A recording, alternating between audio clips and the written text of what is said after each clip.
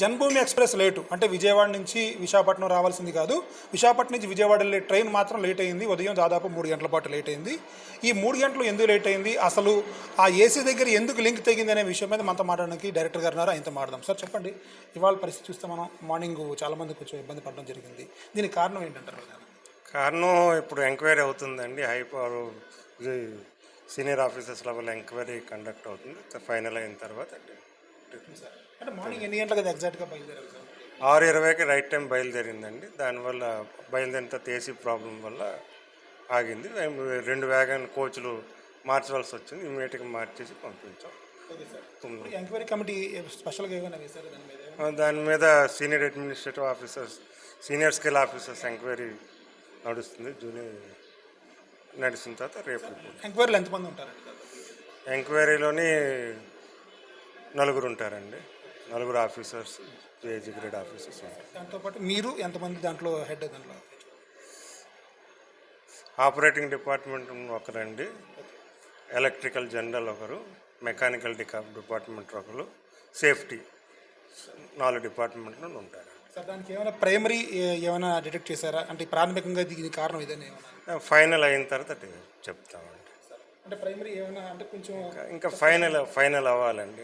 ఎందుకైనా కీలకమైన విషయం అండి. ఇందులో ఏమి మిగతా కోణాలు ఏం లేవు కదా, ఓన్లీ అది టెక్నికల్ కోణాలు ఏమి, టెక్నికల్ ప్రాబ్లమ్ ఎందుకు అయిందో మళ్ళీ ఫర్దర్గా ఎందుకు అవ్వకూడదని ప్రయత్నిస్తాం. ఎందుకైందో ఫైండ్ అవుట్ చేస్తాం. మళ్ళీ ఫర్దర్గా అవ్వకుండా జాగ్రత్త పడతాం. ఇక రేపటి నుంచి రాకపోకలేని ఏం ప్రాబ్లం లేదండి. ఇంకేం ప్రాబ్లం లేదు. సార్ దానివల్ల ఏమైనా మిగతా ట్రైన్స్ దీనివల్ల ఇంకే ట్రైన్ ఎఫెక్ట్ అవ్వలేదండి.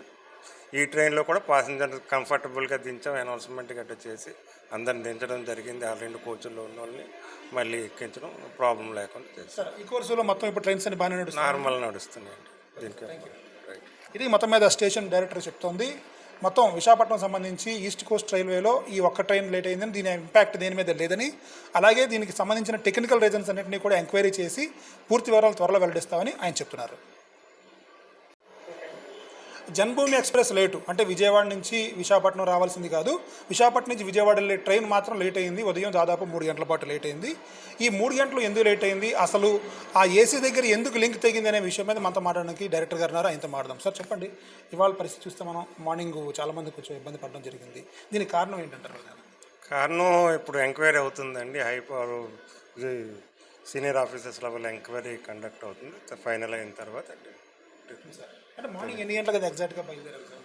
6:20కి రైట్ టైం బయలుదేరిందండి. దానివల్ల బయలుదేరిన తర్వాత ఏసీ ప్రాబ్లం వల్ల ఆగింది. మేము 2 వ్యాగన్ కోచ్లు మార్చవలసి వచ్చింది. ఇమీడియట్గా మార్చేసి పంపించాం.